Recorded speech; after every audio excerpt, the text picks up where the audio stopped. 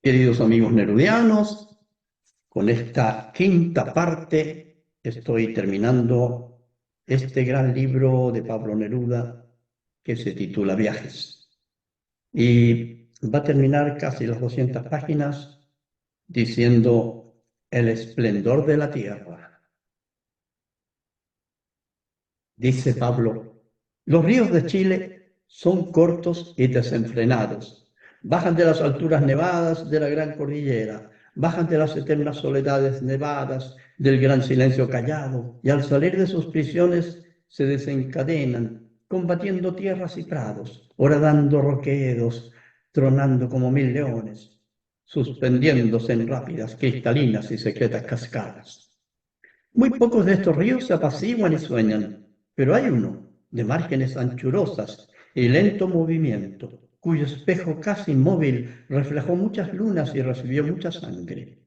Es el cauce de la Araucanía, el río Biobío. Allí los conquistadores españoles detuvieron el paso y cerca de sus grandes aguas sagradas, en el año 1550, los guerreros araucanos devoraron el corazón de don Pedro de Valdivia, el Pedro de Alvarado de Chile, el gran conquistador. Desde allí se extienden los bosques del continente frío, la selva levanta sus gigantescas columnas. Luego se desplaza en archipiélagos, en infinitas islas y canales, en territorios erizados con las espadas oscuras de la Araucaria imbricata. Más allá, la tierra desolada siente resbalar la blancura de los ventisqueros y glaciares. Más allá, las extensiones de la Antártida forman la luz blanca del final del mundo. Allí mi corazón se abrió a la luz y a la sombra. Mi corazón fue descubriendo la lluvia, los seres y las hojas. No fue mi pensamiento el que se levantaba a la luz. Mi pensamiento yacía bajo la cúpula de los bosques inmensos, bajo el sonido de la tempestad antártica. Aún ahora, después de haber recorrido todos los vientos del planeta, me sustentan aquellos territorios, me cubren de sombra verde, me llaman con el golpe de la lluvia de invierno. Eran descubrimientos de hojas inmensas y espinudas, o de temblorosos filamentos vegetales, o de bordadas enredaderas pegadas a los troncos milenarios de la...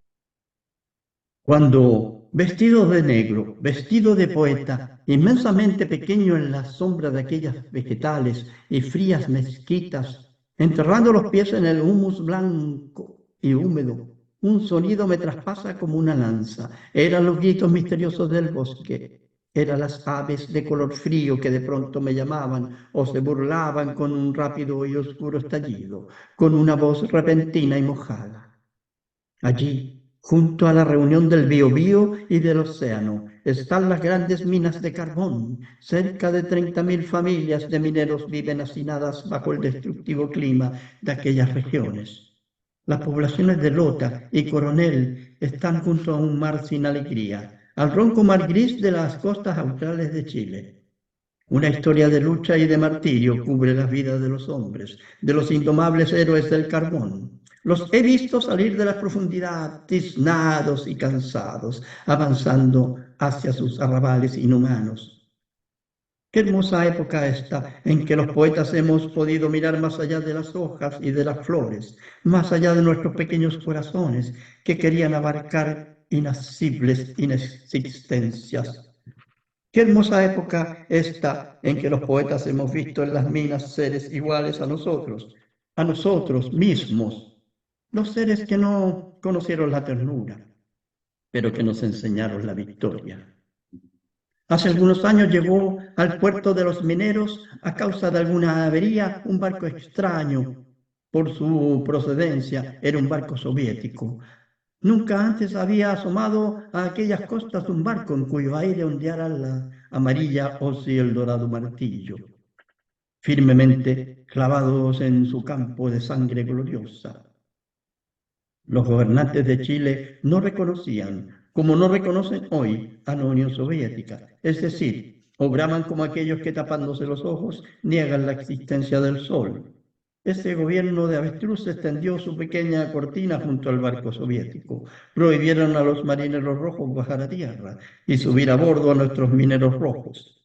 Así pues, todo el día los navegantes soviéticos miraban la costa desolada, de la cual lo más aproximadamente humano era el cordón de policías que los vigilaba.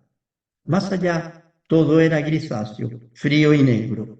Pero en la noche de aquel día, los mineros se agruparon en las colinas, llenaron las alturas y los techos, y desde allí, en la oscura noche austral, durante la noche entera, encendieron y apagaron sus lámparas mineras, dirigiéndolas como señales de inmensa fraternidad a la muda embarcación soviética. Toda la noche, aquellos que creyeron en la hostilidad de aquellas tierras vieron cómo a través de las tinieblas latía luminoso, constante e innumerable el corazón del pueblo que les saludaba. ¡Qué época para los poetas! ¡Qué tiempo grandioso! Este es el tiempo de la unidad y de la fraternidad. Este es el tiempo de la victoria. Este no es el tiempo de una vida, sino de todas las vidas. Este es el tiempo de las lámparas que arden sobre las colinas oscuras. Por siglos no se han comunicado los pueblos y los poetas han crecido como los hongos del bosque, en la humedad secreta y pestilencial. Han crecido, encarnizándose en sí mismos y devorándose los unos a los otros. Qué época diferente la que vivimos, qué fulgores está construyendo la aurora, en cuánta luz estamos participando. Nuestra América tenebrosa se llenó de cerrojos. Los feudales y los verdugos, los caciques y los traidores han querido cerrar la puerta de nuestros pueblos. Sirven así a su amo, la oscuridad de la noche en América, los cerrojos en todas partes, los libros que se queman por manos infames, la palabra de Lenin enterrada, escondida. Y sin embargo, más allá de las paredes, una intensa vida agitadora y subversiva alimenta el corazón de nuestros pueblos. Hoy, como hace 100 años, hoy durante la vida de Prestes, como antes durante los días de Morazán o de Bolívar. Una bandera perseguida, calumniada, despedazada y borrada, hoy como ayer, se teje con las mismas fibras de otras horas victoriosas y con otras manos invencibles. En el mes de julio de 1947, una gran huelga se produjo en las minas de carbón. Vamos juntos a explorar estas minas. Tú, Panchito, tú, Ramírez, tú eres el minero. Te levantaste a las 5. Ahora vas muy aprisa por las calles fangosas. Panchito Ramírez, qué frío hace, pero hay que llegar al frente de trabajo. Son 12 kilómetros bajo el mar. ¿Cuánto tarda? Pero hay que correr. Sí, hay que correr. Desde hace 40 años, Panchito, hay que correr. Hay que bajar amarrado a los hierros del carrito. En la semitiniebla hay que descender, después de 2 horas de viaje, y meterse entre acostado o entre levantado, porque esa es la posición del minero, pequeña larva negra de las cavidades, sobre la que resuma la humedad material arterial del océano frío, y en la que muerde la silicosis como una perra hambrienta. Bien, Panchito Ramírez, ahora ya pasaron las 10 horas, las 12 horas, las 14 horas, verás que solo te han pagado 8. Y ahora, ¿a dónde vas? Sigue lloviendo, sigue fría la noche, las tinieblas abajo, las tinieblas arriba, y hay que correr a la casa, Panchito Ramírez. Pero, ¿qué casa es esa? Esa casa es así, como lo he visto yo, como lo atestiguo yo, como lo afirmo yo. El techo es indescriptible. No hay techos como este. Este techo se parece al traje de los pobres, de los mendigos, de los derrotados. Es un techo que no pudo vencer porque está acomodado con materias enemigas. Tiene piedras, tiene cartones, tiene zinc, tiene tejas, tiene agujeros, tiene barro, tiene papeles. Bajo este techo vives, Panchito Ramírez, minero. ¿Cuántas habitaciones? Nunca lo supe. Son camas, camas en las que siempre está durmiendo alguien. No hay sala, no hay comedor, no hay cocina, no hay casa. Hay camas. Lo único que vi es una radio. Esta radio es el dios de la casa. Está cubierta con un bordado blanco y fino. Cuanto hay en la vivienda es duro, necesario y sombrío. Este es el gran lujo de las vidas oscuras. Es la comunicación con las otras vidas, es la comunicación con la vida. Esas camas son las camas calientes. En esa cama está durmiendo un minero que cuando despierte se levantará y tambaleando irá hacia la mina. Mientras otro minero, que ha esperado su turno para dormir, ocupará la cama. En los 365 días del año, esa cama no se enfría. Esa es la cama caliente.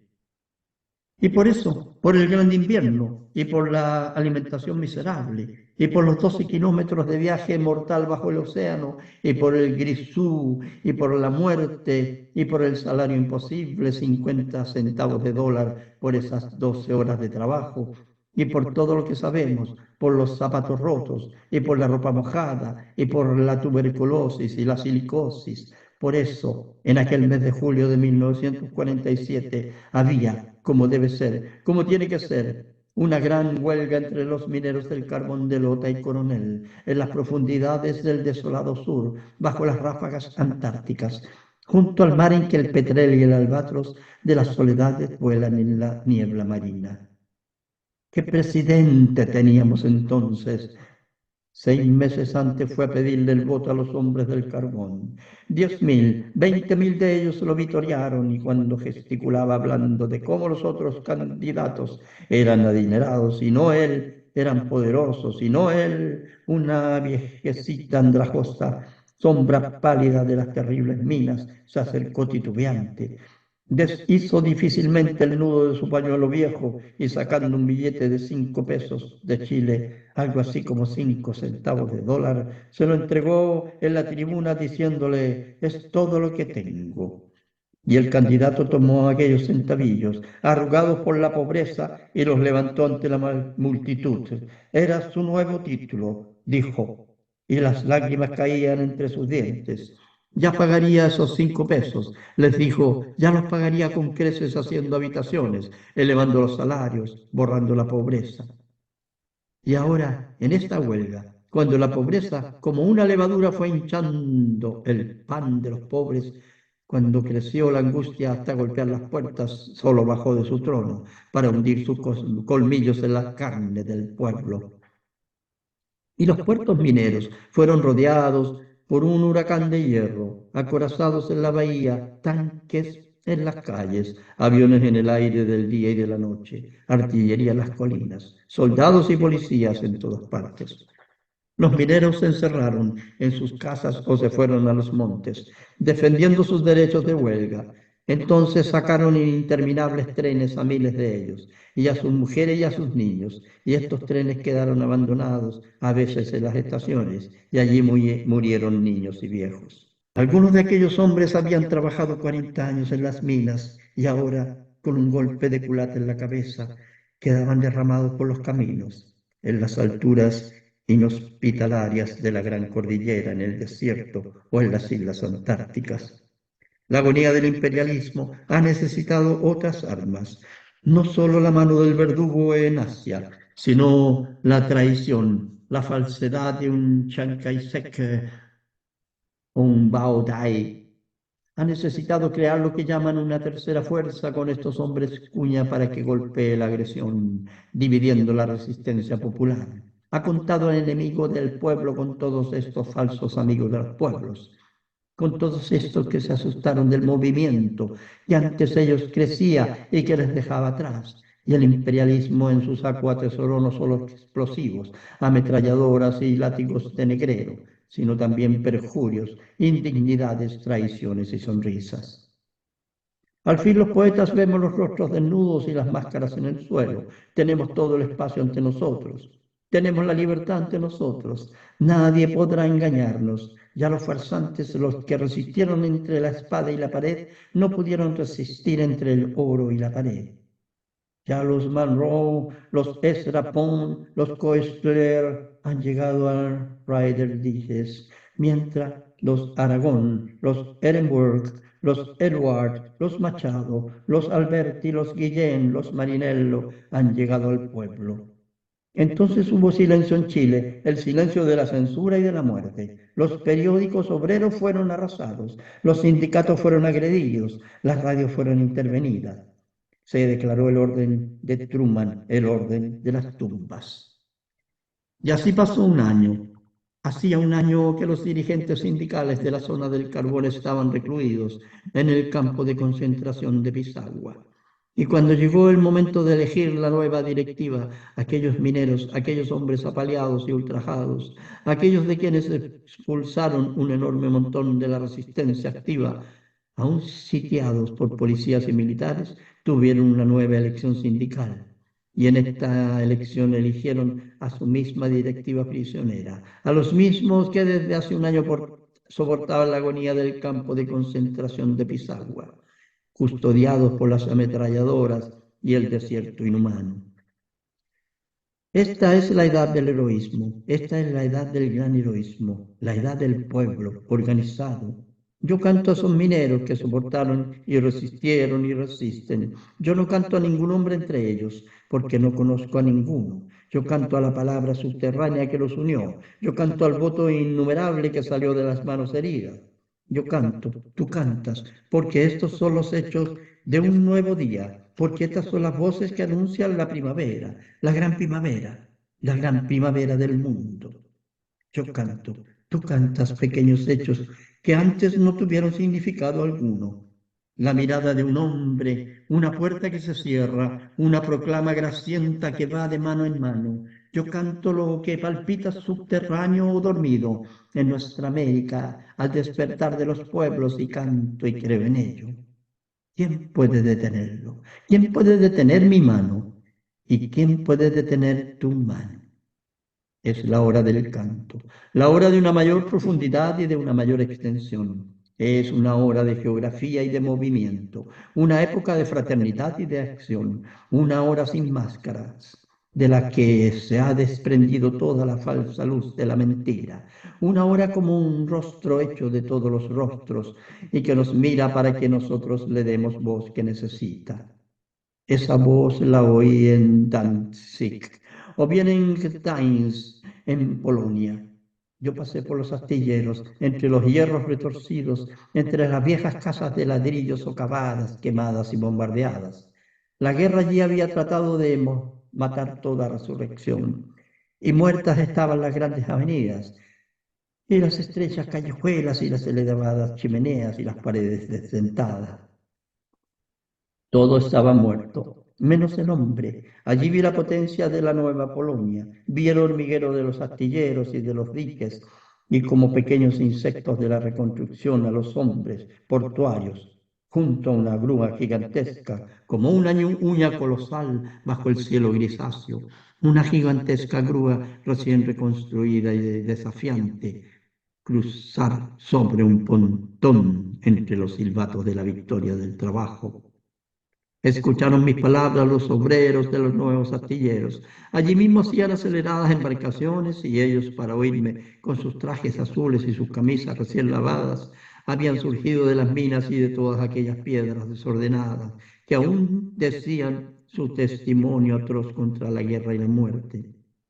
Y entonces, cuando me escucharon, cuando oyeron mis relatos del sur del mundo, de donde yo venía, ellos, hombres del norte, acostumbrados a los más amargos padecimientos y ahora recientes dueños de la victoria, ellos, al escucharme, con ojos velados y una voz alta y marítima de pie, para agradecer mi visita y mi mensaje, no hicieron sino cantar una antigua y nueva canción de unidad, de lucha y de esperanza, prometiendo solidaridad con los demás trabajadores de Chile.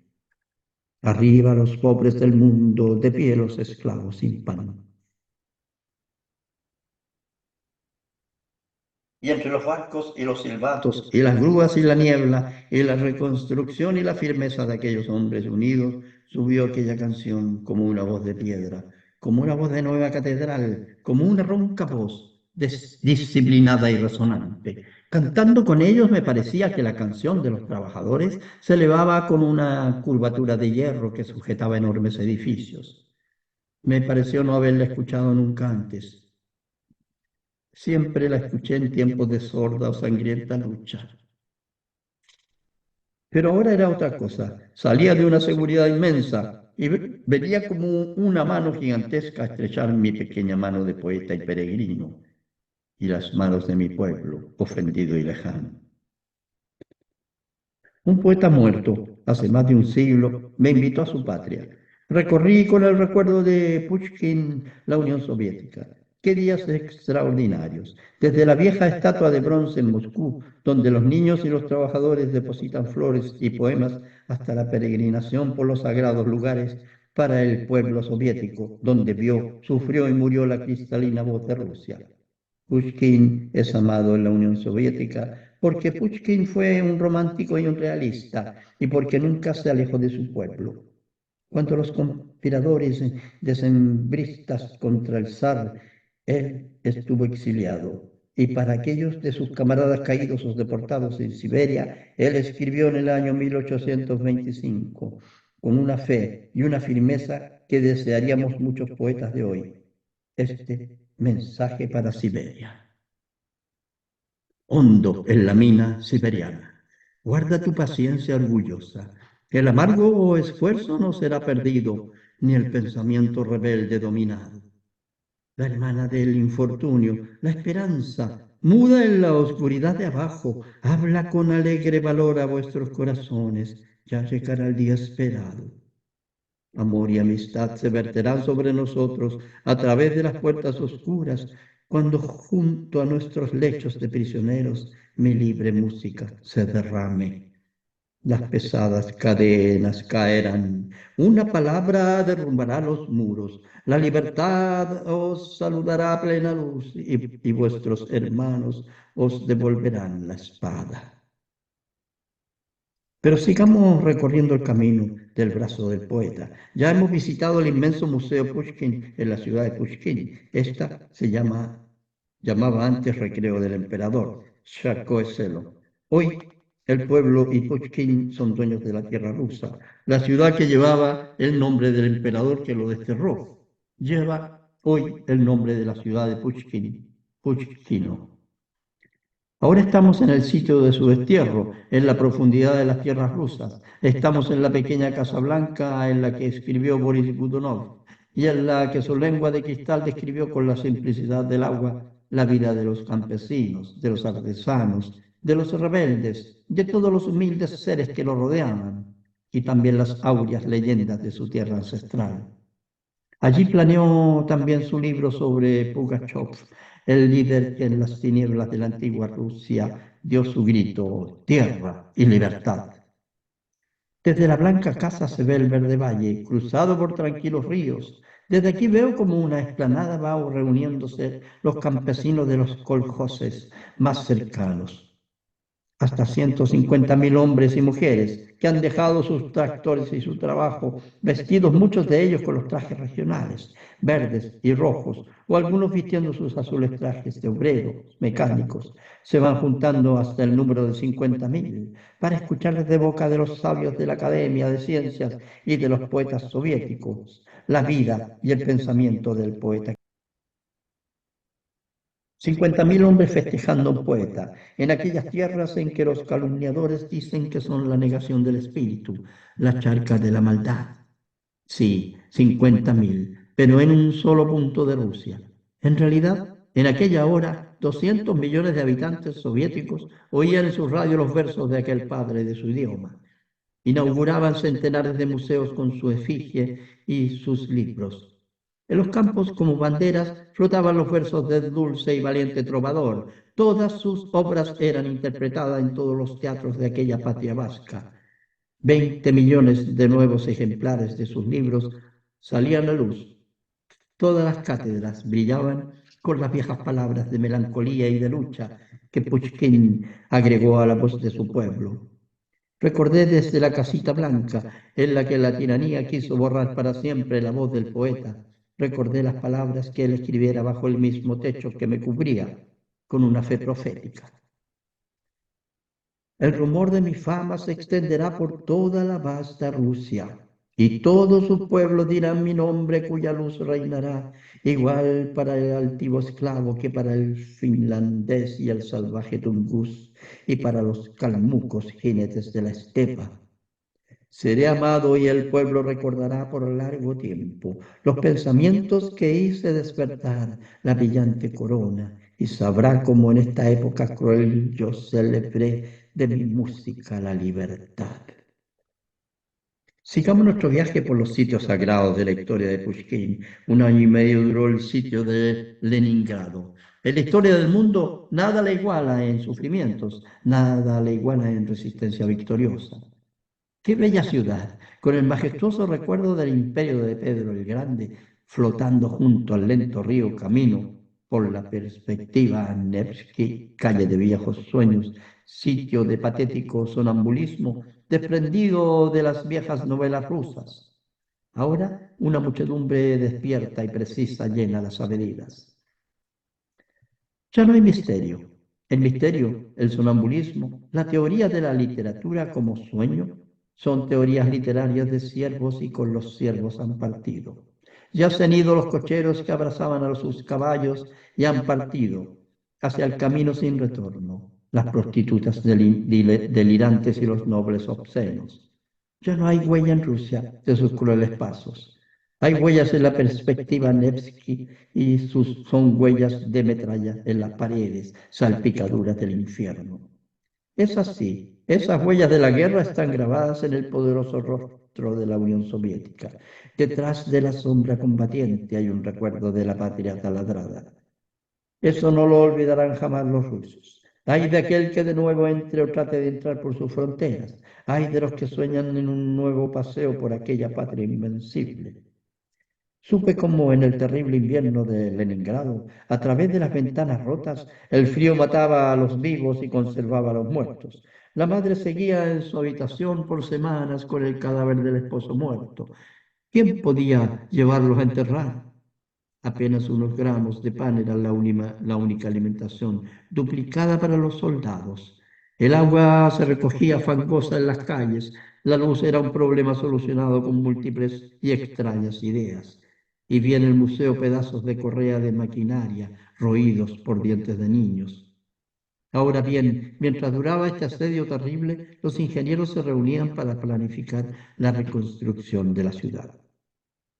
Y yo la he visto reconstruida, sin más huellas, ya que ese granizo de metralla bajo los balcones, pero bella y limpia, ancha y gris, infinitamente ocupada, libre de padecimientos, con los mejores teatros del mundo, traspasada por el sonido de las fábricas y el silbato de las embarcaciones.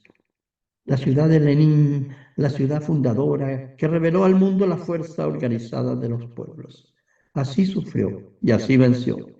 ¿Y ahora creéis vosotros que puedan intimidar a esa ciudad de piedra gris y de corazones capitanes los preparativos de guerra con bomba atómica y chantaje de hidrógeno? Allí hasta las piedras con inmortales. Todas ellas han recibido la sangre de sus invencibles defensores.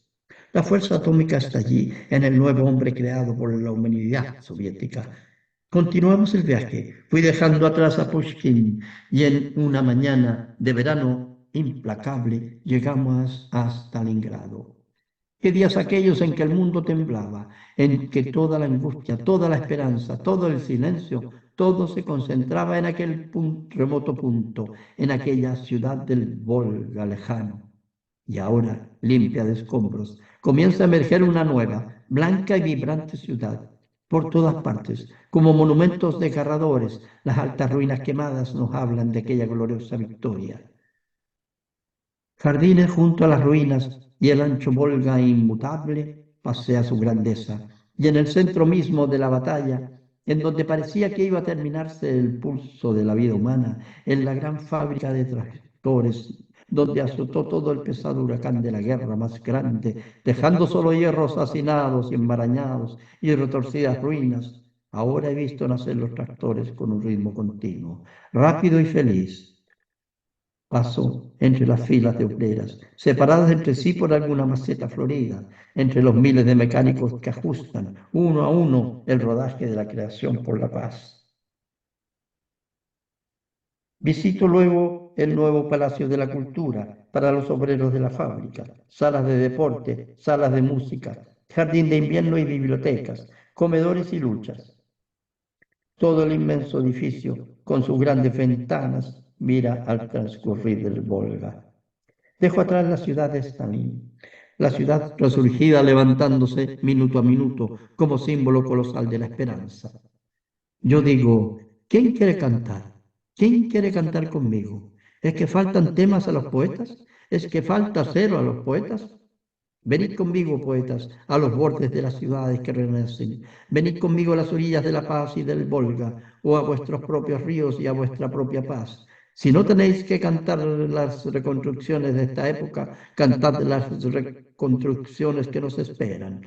Que se oiga en vuestro canto un rumor de ríos y un rumor de martillos. Hay muchos que sostienen que no debemos cantar los nuevos hechos, las nuevas victorias, ni dar en nuestro canto lo que se nos pide, nuestro pueblo y nuestra patria. Unos mienten y otros no saben. Unos mienten porque no tienen otro papel que el de empujarnos hacia atrás, el de arrastrarnos al pasado. Los poetas forman parte del pueblo, tienen sentimientos y dolores, y luchas más profundas, más importantes y más poéticas que sus pequeñas rencillas metafísicas y que sus esporádicas interjecciones de amor. La burguesía, en su agonía, se agarra a los poetas porque conoce su valor para enmudecerlos y para hacerles retroceder.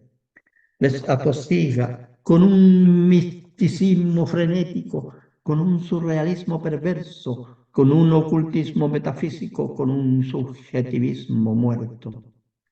Las cosas son más simples. Podemos los poetas como los pintores, sin perder nuestra libertad. Por el contrario, fecundándola, dar lo que nuestro tiempo nos exige y nuestro pueblo nos demanda. Se ha esparcido el rumor de que en la Unión Soviética los escritores y los músicos y los científicos deben conformar su creación a la petición de unos cuantos dirigentes. Esta es una calumnia más de la reacción internacional, calumnia a la que se aferran los agonizantes intelectuales de la burguesía para agregar su parte de lodo en la charca reaccionaria. Sería extrañísimo que algunos de nuestros antiguos partidos criollos, los partidos políticos de Somoza y de González Videla, de Trujillo, preocupados exclusivamente de la explotación del hombre y de la entrega de cuanto tenemos a las compañías extranjeras, examinaran el problema estético y popular de la música o el camino de las ciencias biológicas. No, estos partidos no lo harán porque son partidos del pasado.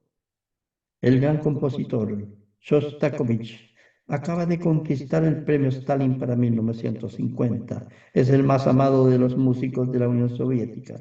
Pero su música estaba apartándose de su pueblo y yéndose hacia los laberintos del formalismo y de la decadencia europea. Allí la música es un tesoro nacional. Son millones y millones los obreros que acuden a los conciertos y se les dijo a este gran músico, escucha, tu música se va lejos de los oídos de nuestro pueblo. Vuelve al gran río de nuestra profunda tradición, desarróllate y progresa dentro de él, para que todos te escuchen, para que todos te comprendan y te compartan. Los músicos de muchas partes del mundo, los mismos que hacen boleros sobre medida y música genial para películas norteamericanas, en las que deben oírse ciertos compases cuando la vedette sale del baño mostrando su anatomía, todos estos músicos protestaron.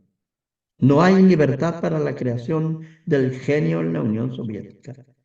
Y siguieron haciendo música para las pantorrillas de las vedettes, mientras el gran Shostakovich, reconociendo sus errores como un humilde artesano, como debemos serlo los que creemos y creamos, ha hecho nuevas obras magníficas y generosas, en las que ha tomado como nuevo impulso lo que se le aconsejara, su pueblo y su partido. Hablando un día en Budapest, en una reunión de poetas de todas partes, salió el caso del poeta Boris Pasternak. Este es uno de los poetas apolíticos de la Unión Soviética y muy conocido en el mundo. Se discutió su caso y alguien dijo entre los que allí hablábamos, no toquéis, no molestéis al buen Pasternak. Nunca olvidaré la respuesta que un poeta soviético allí presente nos dio a todos. Nos dijo, no, no tocamos, no molestamos a Pasternak. En todas las bibliotecas de la Rusia están sus libros y los alumnos hacen tesis descifrando sus poemas. Pero mi país ha sufrido el bloqueo del imperialismo, el ataque de los nazis. Ríos de sangre han llenado la tierra rusa y hemos tenido la victoria que ha iluminado al mundo. Y durante tantos y tan largos años no hay una línea de Pasternak que ayude a nuestro pueblo, que recuerde nuestro pueblo. No criticamos a Pasternak, no molestamos a Pasternak. Yo vivo en la misma casa que él, corredor por medio. Nos prestamos libros, pero si yo fuese Pasternak, yo estaría muy triste. También un poeta, su imagen, su bandera, se agitaba en Hungría cuando pasé por sus campiñas dulces y verdes hasta Budapest. Era el cementerio de la muerte de Petőfi. Hace 100 años murió aquel romántico extraordinario, agitada su poesía por el ronco viento de Francia revolucionaria, poeta protagonista como ninguno de la rebeldía y de la turbulencia de su pueblo. Hizo todos los oficios, llegaba de noche a recitar sus versos y canciones de los Bushta de la llanura húngara. Sus versos, canciones errantes, canciones a caballo, corrían por todos los rincones de su pueblo, de su patria sometida. Todas las ideas de libertad de su época están en Petőfi. Su poesía es una espada brillando sobre la cabeza de los explotadores. Un día sus flechas van contra la monarquía austríaca, al día siguiente contra los terratenientes y los feudales. Y así dejó sembrada toda esta ardiente palpitación revolucionaria, que hasta ahora se ha hecho estabilidad y luz en la patria que él cantara. Murió combatiendo contra los invasores de su patria. Miles de cadáveres húngaros sembraron la llanura. Nunca nadie encontró el del húsar sonoro que envolviera su tierra con sus cantos. He llegado a Hungría y aunque me toca hablar junto a su monumento, en los museos en que se conservan sus reliquias, hoy me toca presenciar la resurrección de su grandeza. Aquellos campesinos que peleaban por tierra, tienen tierra. La reforma agraria multiplica la producción de Hungría. Los tractores y la maquinaria agrícola pasan tronando por las praderas. Y en este momento de primavera y de pan, el joven poeta muerto, hace 100 años, vuelve a acompañar con su caballo y con su lira el destino de su pueblo. Grandiosa época, época sin lágrimas, época de la pura alegría. Por cientos de años las clases gobernantes martirizaron a los poetas, los encadenaron o los apalearon, los mataron de hambre, los alcoholizaron.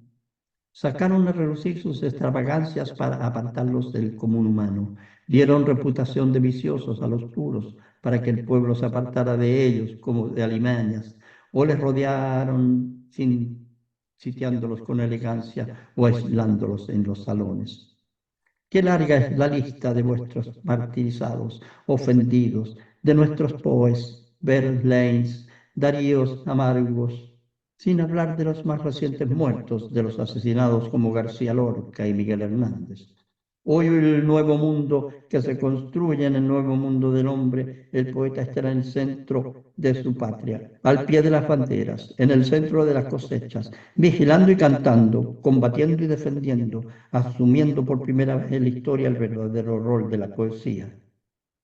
Cerca de Praga, el más hermoso castillo de Checoslovaquia, un pequeño Versalles, junto a un lago de maravillosas arboledas, el castillo de Dobris ha sido destinado por el Estado a residencia y descanso de los escritores. Una semana pasé con ellos. Allí los escritores todos tienen derecho a descansar, como también tienen derecho a pedir que el Estado costee todos sus gastos en las regiones, o fábricas, o industrias, o minas sobre las que quieran escribir sus obras. Y allí, una tarde, con ellos reunidos, quise hablarles de la vida y de la muerte de García Lorca y de Miguel Hernández. Y allí leí para nuevos amigos de su pueblo versos de Miguel escritos antes de morir. Beso soy sombra con sombra, beso dolor con dolor, por haberme enamorado corazón sin corazón de las cosas, del aliento sin sombra de la creación. Sed con agua en la distancia, pero sed alrededor. Corazón en una copa donde me lo bebo yo y no se lo bebe nadie. nadie sabe su sabor. Odio, vida, cuánto odio, solo por amor. No es posible acariciarte con las manos que me dio el fuego de más deseo, el ansia de más ardor. Varias alas, varios vuelos, abaten en ellas hoy hierros que cercan las venas y las muerden con rencor. Por amor, vida, abatido, pájaro sin remisión, solo por amor odiado, solo por amor. Amor, tu bóveda arriba y yo abajo siempre. Amor, sin otra luz que estas ansias, sin otra iluminación. Mírame aquí encadenado, escupido sin calor, a los pies de la tiniebla más súbita, más feroz, comiendo pan y cuchillo como buen trabajador, y a veces cuchillo solo, solo por amor. Todo lo que significa golondrinas, ascensión, claridad, anchura, aire, decidido espacio, sol, horizonte aleteante, sepultado en un rincón. Espesura, mar, desierto, sangre, monte rodador, libertades de mi alma, clamorosas de pasión, desfilando por mi cuerpo donde no se quedan, no, pero donde se despliegan, solo por amor. Porque dentro de la triste guirnalda del eslamón, del sabor a carcelero, constante y a paredón, y a precipicio en acecho, alto, alegre, libre soy, alto, alegre, libre, libre, solo por amor. No, no hay cárcel para el hombre, no podrán atarme, no. Este mundo de cadenas me es pequeño y exterior. ¿Quién encierra una sonrisa? ¿Quién amuralla una voz? A lo lejos tú, más sola que la muerte, la una y yo. A lo lejos tú, sintiendo en tus brazos mi prisión, en tus brazos donde late la libertad de dos. Libre soy, siénteme libre, solo por amor. Ahora los autores de todos estos crímenes, los usurpadores de España, publican en sus revistas y en sus libros los poemas de Federico y de Miguel Hernández. Los asesinos quieren borrar con el fulgor de esta poesía sus crímenes, pero se acerca también la liberación de España a la que acudiremos nosotros, los que amamos y respetamos el pueblo español, en sus desdichas y en sus victorias, y entonces veremos en medio de un pueblo, de su pueblo, como Pushkin en Rusia, como a Petofi en Hungría, las figuras de Federico y de Miguel Hernández, reverenciadas y renacidas. Allí en Dobříž, en Checoslovaquia, surgían los problemas de la literatura. Las calles de Praga tienen a menudo 2 y 3 librerías en cada cuadra. Las prensas y las editoriales agotan la literatura. En todas las nuevas democracias hay una ansia de papel impreso. Son astronómicas las tiradas de Shakespeare, de Tolstoy, de Pushkin y de todos los escritores modernos de Europa y de América. Detrás de la llamada cortina de hierro es donde hay más información sobre la vida y sobre la cultura de todos los países. Ahora bien, lo más importante para ellos es la literatura nacional, salida de sus propias raíces, es una literatura de clase, salida por las entrañas de su pueblo, de su mayoría. Por eso, a la vez que atentos a todo lo que se les acerque a ellos este ideal, trabajan y cavan en las profundidades, buscando lo mejor de sí mismos. No hay día más gozoso para mí que aquellos en que los jóvenes poetas húngaros me rodeaban y me leían sus nuevos poemas de cada día. Uno de una fábrica y sobre una fábrica, uno del ejército y sobre su ejército, uno de la mina y sobre su mina. Allí está la juventud del mundo. Por fin vencieron a los orgullosos y sanguinarios feudales. Por fin, dentro de la libertad, una doctrina, una organización y una disciplina une a la poesía con las aspiraciones más profundas de las patrias recién liberadas. Yo pensaba en nuestra novela americana. Yo soy patriota americano y me enternece cada crecimiento de brote en nuestra vegetal aurora. Y reconozco los grandes árboles que en nuestro territorio sacudido por trágicas rachas han elevado hasta el cielo los nidos y los cantos. Pero nuestra novela y nuestra poesía han sido letales, dolientes y sombrías. Conversando con los escritores, de allí me decían, cuando yo les incitaba a traducir algunas de nuestras crueles creaciones, estamos en guerra por la construcción y por la paz. Movilizamos todos nuestros recursos, todos nuestros hombres. Y tú, camarada, cuando van a la guerra los soldados, ¿qué canción les cantarías? ¿Les dirías que marcharan con un himno funeral? Y cuando yo respondí por nuestros desesperados escritores, hablando de las tétricas condiciones de nuestros países, de la represión y de la matanza en masa, de los campos de concentración en Centroamérica y en Pisagua, ellos me decían, Gorky escribió, La Madre, ese libro de fe profunda en su pueblo, después de la terrible represión de 1905 en Rusia. Y tenía razón, y tiene razón. Nuestro realismo debe sacudir sus columnas. No debe abrir las fosas de Guasipungo, sino agitar las banderas frente a las cabezas de los mineros de Lota y Coronel, de los trabajadores del continente. Nuestro realismo no debe mirar el fondo enrarecido de los martirios, sino para levantar de nuevo la mirada al cielo, a la mirada y al aire que nos pertenece. ¿Por qué aspiramos a dejar como herencia a nuestros pueblos una literatura hecha de cenizas y de pústulas? Dejemos como herencia la fe en nuestros destinos. Yo conozco esta América, vengo del fondo de ella, de sus tinieblas, de sus prisiones, de sus asesinatos, pero conozco también los manantiales invencibles, la fuerza turbulenta que deben encauzarse, la luz de cada día de mañana. Nosotros tenemos esas tareas. Tenemos que encender todas las lámparas apagadas. Tenemos que iluminar todos los rincones oscuros. Tenemos que limpiar todas las habitaciones de nuestra América desgarrada. Tenemos que precipitar la estabilidad invencible de la libertad. Tenemos que construir las escuelas en las que nuestros pintores pintarán los muros, en las que nuestros músicos darán su canto, en las que nuestros escritores encontrarán la nueva semilla de nuevas Américas. Tenemos que borrar el cosmopolitismo trasplantado por la reacción a nuestras tierras y tenemos que hacer de nuestros creadores, los más nacionales, lo que más profundamente muestren a nuestros pueblos su camino al porvenir. Solo siendo intensamente nacionales llegaremos a todos los pueblos. Solo destruyendo el cosmopolitismo de la burguesía llegaremos al internacionalismo de todos los trabajadores del mundo. Vivimos una misma esperanza. Tinieblas y victorias han sacudido a nuestra América, pero nuestros pueblos no son los mismos. Nuestros pueblos han visto los dos acontecimientos más importantes de la historia de la humanidad, la Revolución de Octubre y la liberación de China. Nuestros pueblos, a pesar de las mentiras diarias, ven la verdad a través de las sombras. No se puede mentir eternamente a los pueblos. Los campesinos saben, porque lo leen en el maíz, en el trigo y en el arroz, que las vastas tierras de China no pertenecen a los vampiros de Chiang Kai-shek, sino a los lobos de Wall Street, sino simplemente a los campesinos de China. Los mineros del cobre de las altas y grandes minas de Chuquicamata en Chile, que con sus dedos partidos elaboran la riqueza de los extranjeros, emperadores del cobre, saben que el cobre y la tierra pueden ser nuestros. Esta es la época de la verdad, esta es la época de las acciones y de los hechos.